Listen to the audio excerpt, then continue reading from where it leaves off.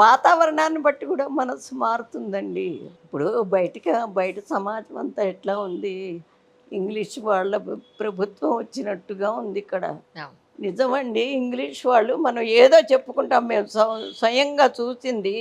ఆడవాళ్ళనెప్పుడు వాళ్ళు ఇది చేయలే. ఆడవాళ్ళు ఎక్కడో ఉన్నారు అనంగానే వీళ్ళంతా లోపలికి ఎక్కడెక్కడ దాక్కునేవాళ్ళు ఆడవాళ్ళు.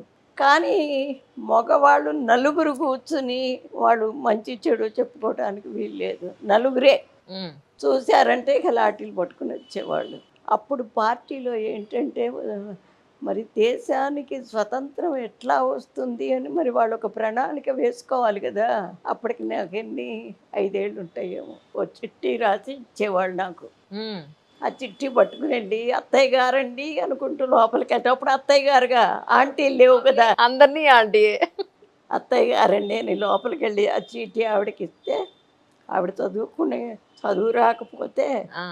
మరి పక్కన ఎవరన్నా ఉంటే చదివించుకుని అదేంటి బలాని రోజు బలాని వాళ్ళ ఇంట్లో లలితా సహస్రనామ పారాయణ హ్మ్. ఆడవాళ్ళందరూ రావాల్సింది అని చెప్పి ఆవిడ తెలుసుకుని ఆ చీటీ మళ్ళీ ఇచ్చేది. అంటే అర్థం ఏంటి, అక్కడ పారాయణ లేదు ఏమి లేదు, ఆడవాళ్ళందరూ అప్పుడు ఉద్యమానికి కావాల్సిన సన్నద్ధాలు. బయట కూర్చుని వాళ్ళంతా ఏదో పారాయణ చేస్తుంటే మగవాళ్ళంతా దొడ్లో కూర్చుని సమావేశం అండి.